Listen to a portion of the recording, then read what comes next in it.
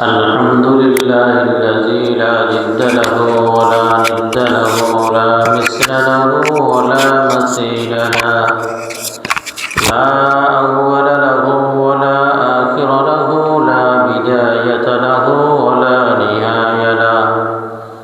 ونشهد أن لا إله إلا الله، ونشهد أن سيدنا وسندنا وحبيب ربنا ومولانا محمدا عبده ورسوله، أرسله بالحق بشيرا ونذيرا وداعيا إلى الله بإذنه وسراجا منيرا. أما بعد، فأعوذ بالله من الشيطان الرجيم.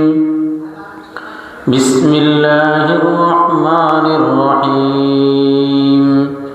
يا أيها الذين آمنوا كتب عليكم الصيام كما كتب على الذين من قبلكم لعلكم تتقون. وقال سيدنا رسول الله صلى الله عليه وسلم: الصيام جنة ما لم يخرقها، أو كما قال النبي عليه الصلاة والسلام. اللهم صل على سيدنا محمد وعلى آل سيدنا محمد كما صليت على إبراهيم وعلى آل إبراهيم إنك حميد مجيد. اللهم بارك على محمد وعلى آل محمد كما باركت على إبراهيم وعلى آل إبراهيم إنك حميد مجيد. اللهم صل على سيدنا محمد كلما ذكره الذاكرون وكلما غفل عن ذكره الغافلون. أستغفر الله الذي لا إله إلا هو الحي القيوم، وأتوب إليه لا حول ولا قوة إلا بالله العلي العظيم. أستغفر الله الذي لا إله إلا هو الحي القيوم، وأتوب إليه لا حول ولا قوة إلا بالله العلي العظيم. معزز محترم মুরব্বিয়ান আযম, আজিজ তালাবায়ে মাদ্রাসায়ে দারুল উলুম, আল্লাহ তাআলার অসংখ্য অগণিত শুকরিয়া আদায় করি যে রব্বে কারীম আমাদের সকলকে দারুল উলুম মাদ্রাসা মসজিদে জুমার নামাজ আদায়ের লক্ষ্যে আসার এবং বসার তৌফিক দান করেছেন। রব্বে কারীমের শুকরিয়া আদায় করি আলহামদুলিল্লাহ। রমজান মাস আমাদের সামনে একেবারেই চলে আসছে।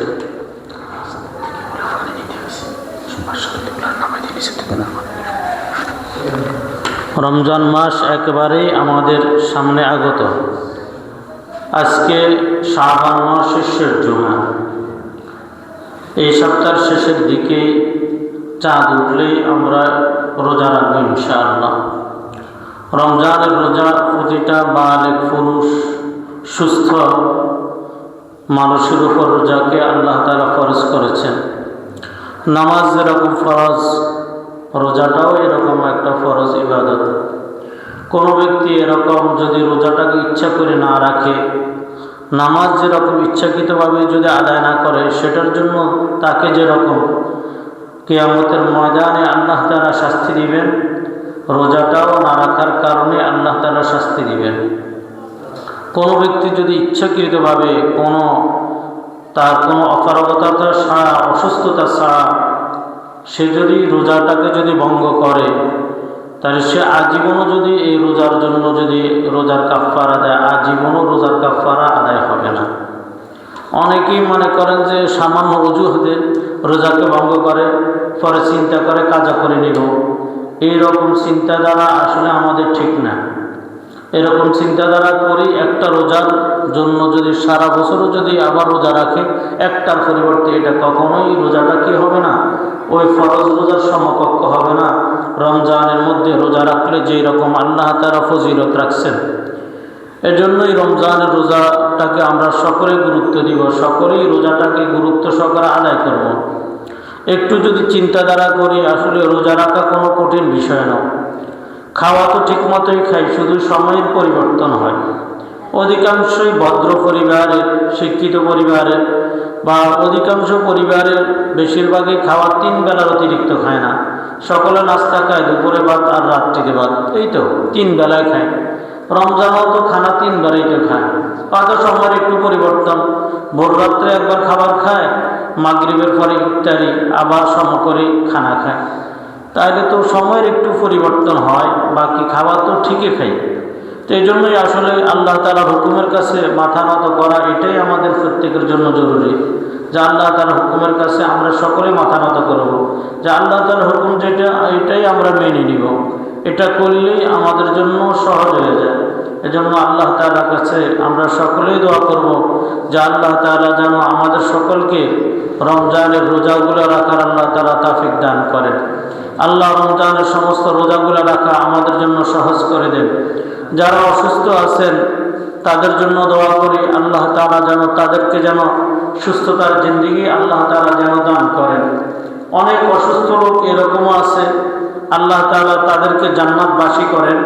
অনেক অসুস্থ লোককে দেখা গেছে যে রমজানের রোজার মধ্যেই তারা রোজা রাখতে গিয়া সমস্যা হয়েছে, সমস্যাকে সমস্যা মনে করে না, সমস্যাকে কখনো সমস্যা মনে করে নাই। অনেক ব্যক্তি এরকম আছে রমজানের মধ্যেই বলে যে হুজুর রমজানের আগে গ্যাস্ট্রিকের জ্বালা খুব বেশি ভোগ করছি, কিন্তু রমজানের যখন রোজা রাখছিলাম তখন রমজান রোজা রাখার দ্বারা আল্লাহ তাআলা গ্যাস্ট্রিক ভালো করে দিছে। রোগ তো আল্লাহ তাআলার পক্ষ থেকেই হয়, আবার রোগকে ভালো করবেন আল্লাহ তাআলাকে ভালো করবেন। এই জন্য আল্লাহ তাআলার কাছে ইকিন করার দরকার। কোনো ডাক্তার কারো কি করে না, রোগ ভালো করে না। এই জন্য আল্লাহ তাআলার কাছে দিকে মোতাবাজ্জ হওয়ার দরকার। আল্লাহ তাআলা যেন আমাদেরকে যেন রোজা রাখার তৌফিক দান করে। আমার দাদি, তিনি রমজান মাসে অসুস্থ হয়েছিলেন, আমার কাকা সামনে আছে, ওনারা সাক্ষী। তো এই অসুস্থতার ভিতরে রমজানে ভোররাত্র যখন বলা হয়েছে যে এখন সাহারি খাওয়ার সময়, সাহারি খেয়েছে, আমাদের ঘরেই মারা গেছে, এই জন্য নিজে চোখে দেখছি। সন্ধ্যায় ইফতারির সময় এসে বলছে খাইছে। সারাদিনে 1 ফোঁটা পানিও ওনাকে কেউ খাওয়াইতে পারে নাই, 1 ফোঁটা পানিও খাওয়াইতে পারে নাই, বলে যে রোজা চলতেছে। এত অসুস্থতার ভিতরেও রোজাকে তেনারা ছাড়েন নাই।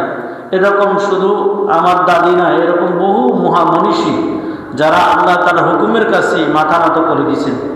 পাকিস্তানের একজন গায়ক ছিল, এই মুহূর্তে নাম খেয়াল আসতেছে না, ওই সময়ের জন্য সে সেরা গায়ক ছিল। সে গান গায়ে টাকা উপার্জন করত। তো গান গাইতে গেলে তার একটা অভ্যাস ছিল, গানের সুর ততক্ষণ পর্যন্ত তার আসে না যতক্ষণ পর্যন্ত নেশা না করে। নেশা খাইয়ে স্টেজে গেলে তার গানের সুর আসে, এজন্য সে নেশা খাইয়ে স্টেজে যাইতেন। কিন্তু আল্লাহ তাআলা হুকুমে ওই ব্যক্তি প্রতিজ্ঞা করছেন জীবনে নেশা খাইবে না, জীবনে কি করবে না, নেশা খাইবে না। এই প্রতিজ্ঞা করার পরে এবং সে গান ছাড়ি দিয়ে সাচ্চা একজন মুসলমান হয়ে গেছেন। সাচ্চা মুসলমান হয়ে যায় তিনি আল্লাহ তাআলার ইবাদতে মগ্ন হয়ে গেছেন। হঠাৎ করে নেশাদ্রব্য ছাড়ি দেওয়ার কারণে তার শরীর অসুস্থ হয়ে গেছে। অসুস্থ হয়ে যাওয়ার পরে ডাক্তারের কাছে নিছে। ডাক্তার তাকে পরামর্শ দিল, তুমি নেশাদ্রব্য কেন এত তাড়াতাড়ি ছাড়িয়ে দিলা, বরং তুমি আস্তে আস্তে ছাড়ো, দ্রুত ছাড়ি দেওয়ার কারণে তুমি অসুস্থ হয়ে গেছো, বরং তুমি নেশাদ্রব্য যখন ছাড়ি দিবা তো তুমি সুস্থ হয়ে যাবে। তিনি বলেন যে এই কথা যে অসুস্থ তো আল্লাহ তাআলার পক্ষ থেকেই হয়, সুস্থতাও আল্লাহ তাআলা থেকেই হয়। আমি আল্লাহ তাআলার কাছে তওবা করছি, জীবনে আর কখনো গুনাহ করব না, আল্লাহ তাআলা নাফরমানি কখনো আমি আর করব না, এজন্য আমি গুনাহ ছেড়ে দিছি। আমি যদি এই অবস্থায় যদি মারাও যাই তাহলে আমার কোনো আফসোস নাই, আমি আল্লাহ তাআলার হুকুমের উপর মারা যাইব। ঠিক আছে, হ্যাঁ ঠিক আছে। তো বললো যে উনি বলছে যে এই কথা যে এত হারাম, আমি তো হারাম কাজ কখনো করব না। আর এই অবস্থায় আল্লাহ তাআলার হুকুমে তিনি এই অবস্থায় মারা গেছেন, একবারে কেনা পুরা, তিনি কখনো আর হারাম খান নাই। আর এই অবস্থায় তিনি দীর্ঘ হায়াত পাইয়া পরে মারা গেছেন। তো আল্লাহ তাআলা তো এই অসুস্থ ব্যক্তিকে সুস্থ করে দিয়েছে। জগতের ডাক্তাররা বলছেন মদ খাইলে সুস্থ হবে, কিন্তু তিনি তো মদ খান নাই, আল্লাহ তাআলা মদ খাওয়া ব্যতীতই তাকে সুস্থ করে দিয়েছে। তিনি যখন আল্লাহ তাআলার উপর যখন ইয়াকিন করছেন, এইরূপভাবে কোনো ব্যক্তি যদি এরকম যদি হিম্মত করে যে রমজানের রোজা এটা আল্লাহ তাআলার পক্ষ থেকে ফরজ করা হয়েছে, সুতরাং রমজান রোজা আমি আল্লাহ তাআলার জন্যই রাখবো, কোনো ব্যক্তি যদি এই নিয়ত যদি করে তাহলে আশা করা যায় আল্লাহ তাআলা এই কারণে তাকে সুস্থ করে দিবেন। রাসূলুল্লাহ সাল্লাল্লাহু আলাইহি ওয়াসাল্লামের আরেকটা হাদিস, রাসূল সাল্লাল্লাহু আলাইহি ওয়াসাল্লাম ইয়া বাগিয়াল খায়রি আকমিল ওয়া ইয়া বাগিয়াশ শাররি আকসির ওয়ালিল্লাহি ওয়াতাকাউ মিনান নার। রাসূলুল্লাহ সাল্লাল্লাহু আলাইহি ওয়াসাল্লাম বলেন, যারা নেক কাজে অগ্রসর হতে চাও তোমরা নেক কাজের মধ্যে অগ্রসর হয়ে যাও, আর যারা গুনার কাজের মধ্যে অগ্রসর হও তোমাদেরকে বলে দিই তোমরা গুনার কাজকে ছেড়ে দাও। রাসূলুল্লাহ সাল্লাল্লাহু আলাইহি ওয়াসাল্লাম রমজানের আগে সমস্ত সাহাবায়ে কেরামদেরকে সামনে রেখে বললেন এই কথা যে রমজান মাস আসতেছে, এই রমজান মাসের মধ্যে তোমাদেরকে বলি তোমরা কি করবা, গুনার কাজকে ছেড়ে দাও আর নেকের কাজের দিকে তোমরা অগ্রসর হও।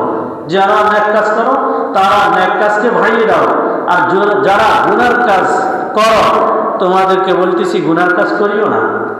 এই জন্যই দেখা যায় রমজান মাসের মধ্যেই মাশাআল্লাহ অনেকের চেহারা নুরানি হয়ে যায়। যারা সারা বছর বিড়ি খায় রমজান মাসের মধ্যে বিড়ি খায় না, দিনের বেলায় একটা লোক সারাদিন রোজা রাখে বিড়ি খায় না, তো সন্ধ্যায় অনেক ভাই আছে ইফতারি করে খায়। আচ্ছা আপনি যে সারাদিন বিড়ি খান নাই, তো আপনার জন্য এটা সহজ হয়ে গেছে না, তো সন্ধ্যাও খাইয়েন না, ওইটাকেও মনে করেন রমজান মাস আমি সন্ধ্যা খাবো না, দেখবেন আল্লাহ তাআলা সহজ করে দিবে। রমজান উপলক্ষে পুরো মাস ছেড়ে দেন না। আমার সাথে আমার মসজিদের ক্যাশিয়ার ছিল আর কি, আমি যেখানে ছিলাম টঙ্গীতে, তো বেচারা মুরব্বী মানুষ, খুব ভালো মানুষ, এমনি পরে হজ করছে স্বামী স্ত্রী দুজন, গত বছর মারা গেছে, আল্লাহ জান্নাতবাসী করেন। তো দুজন একসাথে মসজিদে বাজার করতে যাইতাম, প্রথম মসজিদের কাজ ধরছি যখন অনেক কাজ, তো উনি আমার সাথে বসতেন আমি ওনার সাথে বসতেন, বিড়ি খাইতো আর বাতাসটা সারটা আমার নাকে আসি পড়তো। আল্লাহ মাফ করেন, আমি ওনাকে কখনো কিছু বলি নাই যে চাচা আপনি বিড়ি খান, আমার নাকে তো ধুঁয়া আসে, এ কথা কখনো আমি বলিনি। তবে এমনি বয়ানে একদিন বলে দিছি এটার দ্বারা লাভ ক্ষতি। মাশাআল্লাহ আল্লাহর বান্দা পরের দিন দেখলাম যে বসে বসে চকলেট খায়। আমি গেলাম চাচা চকলেট খান খাতে ছোট হয়ে গেছি, মজা করতাম, কয় না চাচা চকলেট খাই বিড়ির নেশা উঠছে। তো মানে আমি বিড়ি ছাড়ি দিছি, এখন আমার বিড়ির নেশা উঠলে চকলেট খাই। আল্লাহর বান্দা এত ভালো হয়েছে, শেষে হজ করছে, গরিব ছিল, একটা ছোট্ট দোকান ছিল, এই ছোট্ট দোকানে গ্রামের দোকান, এই দোকানে ব্যবসা করতেন। আল্লাহর হুকুম হয়েছে স্বামী স্ত্রী দুজন হজ করছে। তো দেখেন আল্লাহ তাআলা এরকম সহজ করে দেয়, যদি কোনো ব্যক্তি যদি হিম্মত করে আল্লাহ তাআলা সহজ করে দেয়। তো রমজান মাসে রাসূল সাল্লাল্লাহু আলাইহি ওয়াসাল্লাম বলেন ওয়া বাগিয়াশ শাররি আকসির, হে গুনাহগাররা তোমরা রমজানের মধ্যে গুনাহটা ছেড়ে দাও। অনেক বন্ধু আছে দেখছি আমাদের এলাকাও, সবাইই তো চিনি, সবাই আমাকে চিনে, রমজানে কোনো গুনাহ করে না। অনেক ভাই আছেন এই কথা, রমজানের মধ্যে দাঁড়ের মধ্যে একবারও খোঁজ লাগে না, পুরো রমজানে দাঁড়িয়ে রেখে দেয়। এটা কি শুকরিয়ার কথা না? রমজানে গুনাহ করলে, নেকির দিনে গুনাহ করলে অবস্থাটা কেমন হবে বলেন? যেখানে নেকির দিনের মধ্যে কোনো ব্যক্তি যদি একটা নফল ইবাদত করে তা আল্লাহ তাআলা ফরজের সমতুল্য তাকে নেকি দান করবেন। আর কোনো ব্যক্তি যদি রমজানে যদি একটা ফরজ আদায় করে তাহলে আল্লাহ তাআলা 70টা ফরজ আদায় করলে যেরকম নেকি এইরকম নেকি দান করবেন। 70 থেকে 700 গুণ আল্লাহ তাআলা বাড়িয়ে দিবেন। এজন্য রমজানে মানুষ বেশি নেকের কাজ করে, দান সদকা বেশি করে। তো এই জন্যই রমজান মাসের মধ্যে কেউ গুনাহ করবো না, ছোট গুনাহ বড় গুনাহ। এই আজকে তোবা করি, আজকে রমজানের আগে শেষ জুমা, শাবানের শেষ জুমা দোয়া করব সবার জন্য, সকলেই তোবা করব যে আমরা রমজান উপলক্ষে একটা গুনাহ করব না। এই রমজান এটাকে হইতে পারে না আমার জীবনের শেষ জুমা, শেষ রমজান। সামনের বছর রমজান পাইবে, এটার নিশ্চয়তা কি আছে বলেন? এটার নিশ্চয়তা কিচ্ছু নাই। রাসূলুল্লাহ সাল্লাল্লাহু আলাইহি সাল্লাম, লম্বা এক হাদিস, রাসূল সাল্লাল্লাহু আলাইহি সাল্লাম এরকম মিম্বরে বসছেন, বসে রাসূল সাল্লাল্লাহু আলাইহি সাল্লাম ওঠার সময় সাহাবায়ে কেরাম বললেন, ও হুজুরুল মিম্বারা, তোমরা সকলেই মিম্বরের পাশে চলে আসো। অনেক সময় এলোমেলো থাকতে বলে, সবাই কাছে চলে আসছে। রাসূল সাল্লাল্লাহু আলাইহি সাল্লাম সাহাবায়ে কেরাম বললেন, ফাহাজারনা, আমরা কাছে চলে আসছি। রাসূল সাল্লাল্লাহু আলাইহি সাল্লাম ইরতাকা আউয়াল, হুজুর সাল্লাল্লাহু আলাইহি সাল্লাম যখন মিম্বরের প্রথম সিঁড়িতে উঠলেন তো হুজুর সাল্লাল্লাহু আলাইহি সাল্লাম বললেন আমিন। এরপরে যখন দ্বিতীয় সিঁড়িতে উঠলেন হুজুর সাল্লাল্লাহু আলাইহি সাল্লাম বললেন আমিন। তৃতীয় সিঁড়িতে বসি রাসূল সাল্লাল্লাহু আলাইহি সাল্লাম বললেন আমিন। সাহাবায়ে কেরাম বললেন, ইয়া রাসূলুল্লাহ, আপনি এত ভার মিম্বর উঠছেন, কখনো এইরকম আপনাকে মিম্বর ওঠার সময় আমিন বলতে শুনি নাই, আপনি আজকে কেন আমিন বললেন? রাসূল সাল্লাল্লাহু আলাইহি সাল্লাম বলেন, আমি যখন প্রথম সিঁড়িতে যখন উঠলাম তো আমাকে জিবরাইল আলাইহিস সালাম বলেন, আল্লাহ তাআলা বলছেন, কে বলছে? আল্লাহ তাআলা বলছেন, যারা আপনার নাম শুনি রমজান মাসের মধ্যে সাল্লাল্লাহু আলাইহি সাল্লাম পড়ে না, দুরূদ শরীফ পড়ে না, তাদের উপর আল্লাহ তাআলা লানত। আপনাকে আল্লাহ তাআলা আমিন বলার জন্য বলছি, এই জন্যই আমি বলছি আমিন। তাহলে রমজানে বড় একটা আমলের মধ্যে একটা আমল হলো রাসূলের নাম শুনলেই দুরূদ শরীফ পড়ব। আচ্ছা, যদি রাসূলের নাম না শুনি তাহলে কি দুরূদ শরীফ পড়া কি আমাদের জরুরি না? জরুরি। এজন্য রমজানে হাঁটতে চলতে ফিরতে একটা দুরূদ শরীফ পড়লে আল্লাহ তাআলা 10টা নেকি দান করে। 10 এর 70 দ্বিগুণ দিলে কত হয়? 700 হয়। 700 নেকি রমজানে 170, তার 7 কত হয়? 700। 7 দ্বিগুণ দিলে 700 হবে, 70 দ্বিগুণ দিলে 10কে 700 হবে না? 700 হবে। এই 700 নেকি একবার দুরূদ শরীফ পড়লে আল্লাহ তাআলা নেকি দান করবেন। তার কি দরকার না দুরূদ শরীফ পড়া? বেশি বেশি দুরূদ পড়বে। আজকে দুরূদ শরীফ যদি এই মাদ্রাসার মধ্যে বসে পড়ে, এই মসজিদে এলাকার মধ্যে নিয়ত করে পড়বেন, আল্লাহ এই দুরূদ শরীফের উসিলায় তুমি আমাকে রাসূলের রওজার পাশে যাইয়া দুরূদ পড়ার তৌফিক দান করবে। বিশ্বাস করেন, একদিন করে পড়েন, আপনি কয়েক বছরের ভিতরে, কয়েক বছর বলা যাবে না, 1 বছর যদি লাগাতার এরকম যদি নিয়ত করে দুরূদ শরীফ পড়েন, আপনি 1 বছরের শেষের দিকে ইনশাআল্লাহ আল্লাহ তাআলা আপনাকে এরকম রাসূলের রওজা আতারের পাশে যাইয়া নামাজ আদায় করার তৌফিক দান করবেন, দুরূদ শরীফ পড়ার তৌফিক দান করবেন। এটা আল্লাহ তাআলার কাছে কোনো বিষয় না, শুধু বান্দা আল্লাহ তাআলার থেকে চাইতে হবে, কবুল করাই নিতে হবে। তো রাসূল সাল্লাল্লাহু আলাইহি সাল্লাম বলেন, তো দ্বিতীয় মিম্বরে যখন আমি উঠলাম তা আমাকে জিবরাইল আলাইহিস সালাম বললেন যে যারা তাদের মা বাপকে পায়নি, পাইয়া তাদেরকে রাজি করাইতে পারে নাই, তাদেরকে কি করাইতে পারে নাই? নিজের উপর সন্তুষ্ট করাইতে পারে নাই, মানে পিতা মাতা অসন্তুষ্ট তার উপর, সে রমজান মাসেও সন্তুষ্ট করাইতে পারে নাই, তাদের উপর যেন আল্লাহ তাআলা লানত পড়ে। হে রাসূল, আপনি আমিন বলেন। রাসূল সাল্লাল্লাহু আলাইহি সাল্লাম বললেন আমিন। 2টা আমল। আমাদের এই আরেকটা আমল জরুরি, যাদের পিতা মাতা আছে যেভাবে তেনারা সন্তুষ্ট হয়, আমাদের কাজ হলো তাদেরকে সন্তুষ্ট করা। করবো তো ইনশাআল্লাহ। রমজান উপলক্ষে পিতা মাতার খাবারের যেটা তিনি পছন্দ করে, অন্য সময় পারেন বা না পারেন, রমজানে একটি হিম্মত করে পিতা মাতার খাবারের মানটা যেন ভিন্ন হয়, পিতা মাতার খাবারের মানটা যেন কি হয়? ভিন্ন হয়। যেন একজন বৃদ্ধ লোক রোজা রাখতে তেনার যেরকম শক্তির দরকার আছে ওই রকম শক্তি, বা ওনার যে পরিমাণ খেদমত করার দরকার ওই রকম খেদমত। বড়রা তো একজন বৃদ্ধ কি চায়? বৃদ্ধরা অনেক সময় পশুর মতো হয়, পশু যেরকম কথা বলতে পারে না, বৃদ্ধরা অনেক সময় ঘরে কথা বলে না, বলে অনেক সময় বলে না, বললে কিছু কথা আসতে পারে। এই জন্যই বৃদ্ধরা অনেক সময় কি বলে না? কথা বলে না। যদি বললে যদি ফুটতে যে ঘর মানুষ কি দরকার, আমরা ঘর মানুষ ছাড়া চলি না, আমরা গরম পানি ছাড়া চলতেছি না। বউ যদি একথা আমরা গরম পানি ছাড়া চলতেছি না, বুড়া কাটকাটা গিলে রমজান মাসে না এত কষ্ট কে করিব। এই কারণে বৃদ্ধরা অনেক সময় প্রয়োজনের তাগিদেও অনেক সময় কথা বলে না। কিন্তু আপনি ছেলে বাবা আপনাকে জন্ম দেওয়ার কারণে পৃথিবীর হাওয়া বাতাস সবগুলো আপনি দেখলেন। একজন বাবা মায়ের দোয়ার বরকতে সন্তান যত দ্রুত আগাইতে পারে, অন্য কারো দোয়ার দ্বারা এতটুকু আগাইতে পারে না। আমি স্পষ্টই বলি, একজন পীর সাহেব দোয়া করে কাউকে জান্নাতি নিতে পারে না, মা বাবার যদি বদদোয়া থাকে।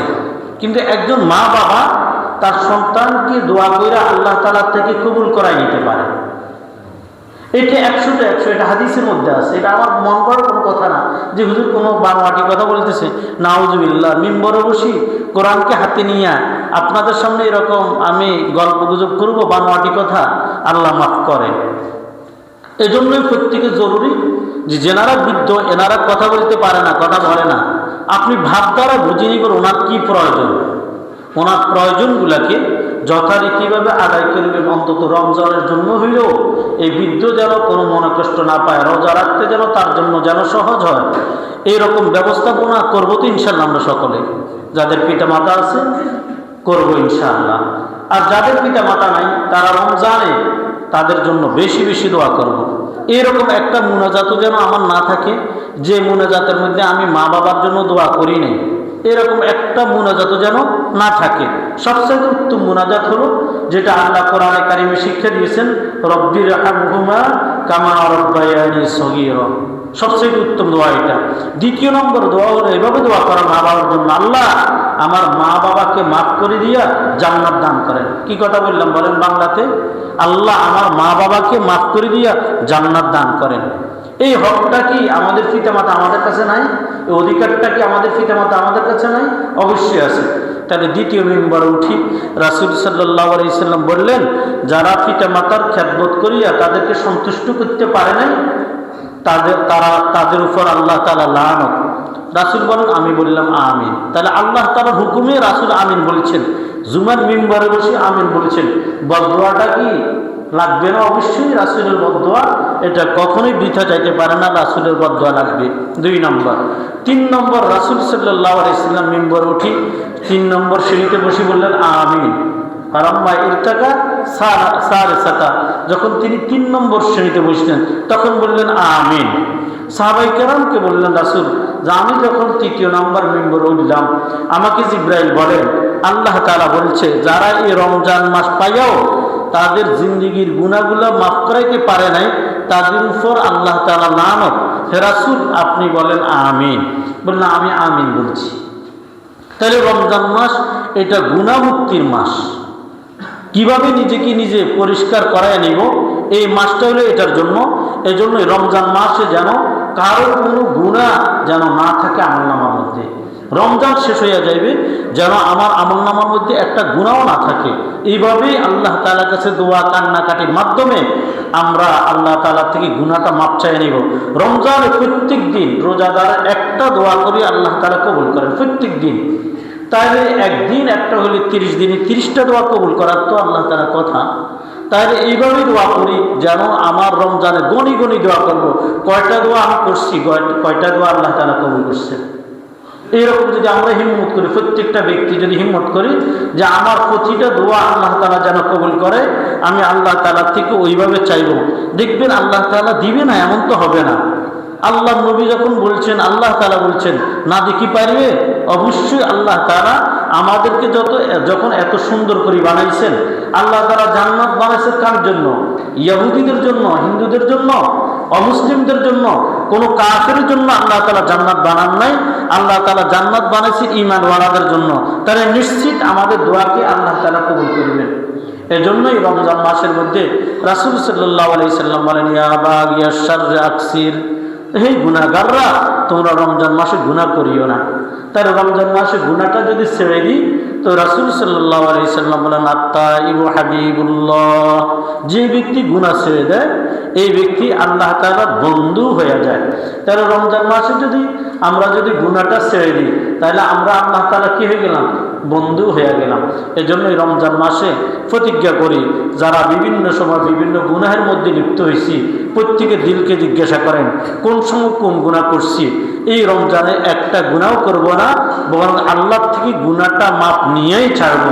এরকম যদি নিয়ত করি আশা করা যায় এরকম কোনো বান্দা নাই যেটা পারবে না। আল্লাহ তাআলা কোরআনে কারীমের মধ্যে বলেন ওয়ালাইসা লিল ইনসানি মা সাআ, মানুষের জন্য আল্লাহ তাআলা অসাধ্য কিছু রাখেন নাই। মানুষের সবগুলো সাধ্যের ভিতরে, শুধুই মাত্র তার ইচ্ছা। সে যদি ইচ্ছা করে তাহলে সে পারে। একজন মানুষ তাকে আল্লাহ তাআলা দুনিয়াতে এরকম সুন্দর পৃথিবী দিয়েছেন, পৃথিবী নামক গ্রহের মধ্যে বসবাস করেন, কিন্তু সে চাইছে মঙ্গল গ্রহ বিজয় করবে। সে কি মঙ্গল গ্রহে গেছে না? মঙ্গল গ্রহে গেছে। সে চাইছে চাঁদের দেশে যাইবে, সে কি চাঁদের দেশে গেছে না? তো মানুষ তো দেখলাম অনেক কিছু বিজয় অর্জন করতে পারে, পৃথিবীর সমস্ত কিছু সব করে দিয়া সে যদি মঙ্গল গ্রহের মধ্যে যদি যাইতে পারে, চাঁদের দেশে যদি যাইতে পারে, তাহলে একজন মানুষ ইচ্ছা করলে কি গুনাহ চাকতে পারে না? অবশ্যই গুনাহ চাকতে পারে। এজন্য প্রত্যেকটা ব্যক্তির কাছে এটাই রমজানের সবচেয়ে বড় মেসেজ, এটাই যে রমজানে কোনো গুনাহ করব না। আল্লাহ তাআলা সূরা বাকারার মধ্যে বলেন ইয়া আইয়ুহাল্লাযীনা আমানু কুতিবা আলাইকুমুস সিয়াম কামা কুতিবা আলাল্লাযীনা মিন ক্বাবলিকুম লাআল্লাকুম তাত্তাকুন। হে ঈমানদারগণ, তোমাদের উপর রোজাকে আমি ফরজ করে দিয়েছি যেভাবে রোজা ফরজ করা হয়েছে তোমাদের পূর্ববর্তীদের উপর। লাআল্লাকুম তাত্তাকুন, আশা করা যায় রমজান পাইয়া তোমরা সকলেই মুত্তাকি হয়ে যাইবা। নিশ্চিত তোমরা রমজান পাইয়া মুত্তাকি হয়ে যাইবা। আল্লাহ তাআলা আমাদেরকে কত মহব্বত কইরা ইয়া আইয়ুহান নাস, এই লোক সকল বলল না, কি বললো? ইয়া আইয়ুহাল্লাযীনা আমানু। আল্লাহ তাআলা সবচেয়ে যাদেরকে মহব্বত করেন, যাদেরকে ভালোবাসেন, তাদেরকে আল্লাহ তাআলা ঈমানদার বলেন। আল্লাহ তাআলা কি বলেন? ঈমানদার বলেন। তারা আল্লাহ তাআলার মহব্বতের শব্দই হলো ঈমানদার। আল্লাহ তাআলা আমাদেরকে ঈমানদারকে বলতেছে, এই কথা বলতেছে রমজানের রোজাগুলো রাখো, তোমাদের উপর ফরজ করলাম। এরপরে বলে তোমাদের পূর্ববর্তীদের উপরও তো ফরজ করলাম। তো এই কথার উদ্দেশ্য কি? যেমন কি একটা ছেলেকে যখন মুরব্বীরা কেউ বুঝায়, মনে করেন চাচা তার ভাতিজাকে বুঝাইতেছে কোনো অন্যায়ের কারণ, মাথার মধ্যে হাত রেখে বলতেছে বেটা তুই কি এটা পারবি না? তোর বাবা তো পারছে, তুই কেন পারলি না? তোর বাবা এত বড় আলেম হয়েছে, এত বড় হাফেজ হয়েছে, তুই কেন পারবি না? তুইও পারবি। এই কথা বলার দ্বারা সন্তানের দিলের মধ্যে এটা ঢুকছে, আমার বাবা যদি হাফেজে কোরআন হইতে পারে, আমার বাবা যদি আলেম হইতে পারে, আমি কেন পারবো না? তার হিম্মত আসে না অনেক সময়। বেটা তোর বাবা এই ছিল, সেই বাপের ঘরে কেমনে রে তুই এরকম হইলি? এরকম করে না? ধারণা করি না তুই যে এরকম হইবি। বেটা বাপের মতো হ। দাদা চাচা এই কথা বলে না? দাদা নাতিদেরকে বলে, চাচা তার ভাতিজাদেরকে বলে বেটা বাপের মতো হ, তোর বাপ তো এটা ছিল। ঠিক আল্লাহ তাআলা বলেন আরে মুসা আলাইহিস সালাম 40 লাইলা, তিনি 40 দিনের জন্য তুর পাহাড়ে গেছেন, সেখানে কিতাব আনতে 40 দিন তিনি রোজা রাখছেন। মুসা আলাইহিস সালাম তোমরা কেন পারবে না? তোমরাও তো পারবে না। তাহলে আল্লাহ তাআলা এইরকম অতীতের যাদের উপর রোজা ফরজ করছেন প্রত্যেকের কথাকে আল্লাহ তাআলা উল্লেখ কইরা আমাদেরকে বুঝাইলেন আমরাও যেন রোজা রাখি। লাআল্লাকুম তাত্তাকুন, এতে করে তোমরা সকলেই মুত্তাকি হয়ে যাবে। কি হয়ে যাবে? মুত্তাকি হয়ে যাবে। তাহলে প্রত্যেকটা ব্যক্তি আমরা কি মুত্তাকি হইতে চাই না? মুত্তাকির জন্যই যে আল্লাহ তাআলা পুরস্কার রাখছেন। কোরআনে কারীমের সূরা নাবার মধ্যে আল্লাহ তাআলা বলেন ইন্নালিল মুত্তাকিনা মাফাজা হাদাইকা ওয়া আনাবা ওয়া কাওয়াইবা আতরাবা ওয়া কাসান দিহাকা লা ইয়াসমাউনা ফিহা লাগওয়ান ওয়ালা কিযাবা জাযাআন মির রাব্বিকা আতাআন হিসাবা। আল্লাহ তাআলা বলেন ইন্নালিল মুত্তাকিনা মাফাজা, নিশ্চয় মুত্তাকিদের জন্য সফলতা রয়েছে। দুনিয়ার জিন্দেগিতেও আল্লাহ তাআলা তাদের সমস্ত জান মালের হেফাজত করবেন। দুনিয়ার জিন্দেগিতে যত নাজ নেয়ামত আছে সমস্ত নেয়ামতের মালিক আল্লাহ তাআলা তাদেরকে বানাইবেন। দুনিয়ার মধ্যে হায়াতুত তাইয়্যিবার দরকার, আল্লাহ তাআলা পবিত্র জিন্দেগি তাকে দিয়ে দিবেন। দুনিয়ার মধ্যে নির্ভেজাল জিন্দেগির দরকার, আল্লাহ তাআলা সফলতার এক জিন্দেগি দুনিয়ার মধ্যে মধ্যে দিয়ে দিবেন। ইন্নালিল মুত্তাকিনা মাফাজা, এটা তো দুনিয়ার কথা বললাম, আখিরাতেও তাদেরকে সফলতা দিয়ে দিব। আখিরাতে যারা জাহান্নামে যাইবে এদেরকে জাহান্নামী করব না, রোজাদারদেরকে জাহান্নামে দিব না। আখিরাতে যারা ফুলসরাত দিয়া পার হইতে পারবো না, ওরা কিন্তু নিশ্চিন্তে সুন্দর করে পার হয়ে যাবে। আখিরাতে যাদেরকে আরশের নিচে ছায়া দান করব, রোজাদারদেরকেই আমি আরশের নিচে ছায়া দান করব। ইন্নালিল মুত্তাকিনা মাফাজা, রোজাদারদের জন্য দুনিয়াতেও সফলতা, আখিরাতেও সফলতা। হাদাইকা ওয়া আনাবা, মুত্তাকিদের জন্যই আমি জান্নাতের মধ্যে বাগান রেখেছি, জান্নাতের বাগান তাদের জন্য রেখেছি। ওয়া আনাবা, আঙ্গুরের বাগান রেখেছি। আল্লাহ তাআলা বলেন, কি বাগান রাখলাম জানতে চাও? আঙ্গুরের বাগান রেখেছি। ওয়া কাওয়াইবা আতরাবা, আর যে জান্নাত তোমাদেরকে দিব সেই জান্নাতের মধ্যে তোমাদের জন্য সমবয়স্কা তোমাদের সঙ্গী রেখেছি, তোমাদের সমবয়সী সঙ্গী রেখেছি, যেন তোমার কথা সে বুঝতে পারে, তুমি যেন তার কথা বুঝতে পারো, এরকম সঙ্গী রেখেছি। ওয়াকাসান দিহাকা, জান্নাতের মধ্যে তোমাদের জন্য এরকম পেয়ালা রেখেছি। তোমরা তো কক্সবাজার যাও পানির ঢেউ দেখার জন্য, তোমরা তো সি বিচের মধ্যে যাও পানির দেখার জন্য, তোমরা তো কুয়াকাটার মধ্যে যাও সেখানে পানির ঢেউ দেখার জন্য। ওয়াকাসান দিহাকা, এরকম পানির গ্লাস দিব, এরকম তোমাদেরকে শরবতের গ্লাস দিব, যে গ্লাসের মধ্যে পানি ঘুরবে, পানি যেরকম ঢেউ মারে এরকম জান্নাতওয়ালাদেরকে এরকম গ্লাস দিবে, পানির গ্লাস, শরবতের গ্লাস, যেখানের মধ্যে পানিগুলো মনে চলতেছে, প্রবাহমান প্রবাহমান চলতেছে, ঢেউ দিবে। ওয়াকাওয়াইবা তুরাবা ওয়াকাসান দিহাকা লা ইয়াসমাউনা ফিহা লাগওয়ান ওয়ালা কিযাবা, সেখানের মধ্যে কোনো অবাঞ্ছিত কথা শুনবে না, যে কথা শুনলে মেজাজ গরম হয়ে যায়, যে কথা শুনলে অন্তরের মধ্যে খারাপ লাগে, যে কথা শুনলে অন্যের উপর মনে কষ্ট আসে, যে কথা শুনলে একজন আরেকজনকে দেখতে পারি না, একজন এক রাস্তা দিয়ে গেলে আরেক রাস্তা দিয়ে চলে যায়, একজন বাজারে এক গল্লি দিয়ে গেলে আরেক গল্লি চলে যায়, একজন ঘরের মধ্যে গেলে আরেকজন ঘর থেকে বাইরে হয়ে যায়, একজন চা দোকানে ঢুকলে আরেকজন চা দোকানের থেকে বাইরে হয়ে যায়। এরকম অবাঞ্ছিত কোনো কথা শুনবে না, অবহেলিত কোনো কথা শুনবে না, অহেতুক কোনো কথা শুনবে না। ওরা কিযাবা, সেখানে কোনো মিথ্যাবাদী থাকবে না, কেউ থাকবে না, মিথ্যা কথা বলবে না, কেউ সকলেই সত্য কথা বলবে। জাযাআম মির রাব্বিকা আতাআন হিসাবা, এই যে তোমাদেরকে পুরস্কারের কথা বললাম, যারা রোজা রাখবে তাদেরকে এরকম মুত্তাকি হবে, মুত্তাকিনদের এই পুরস্কার হবে। আল্লাহ তাআলা বলেন, এটা তোমাদের প্রতিপালকের পক্ষ থেকেই প্রতিদান। হিসাবা, তোমাদের প্রতিপালক তোমাদেরকে ঘনে ঘনে দেখে দেখে আল্লাহ তাআলা জান্নাতওয়ালা বানিয়ে দিবে। তাইলে আমরা সকলেই রমজান রোজাগুলো রাখবো তো ইনশাআল্লাহ, আর রমজান রোজাগুলো এভাবেই রাখবো যেন রমজান রোজা রাখে মুত্তাকি হয়ে যায়, যেন যেই সেই না হয়। রমজানের আগের জিন্দিগি রমজানের পরের জিন্দিগি যেন এক না হয়, রমজানের আগের জিন্দিগি আর পরের জিন্দিগি যেন পরিবর্তন হয়, এরকম একটা জিন্দিগি রমজান উপলক্ষে গঠন করবো তো ইনশাআল্লাহ। আল্লাহ আমাদের সকলকে রমজানের সহি জিন্দিগি গঠন করার তৌফিক দান করেন। সুবহানাকাল্লাহ।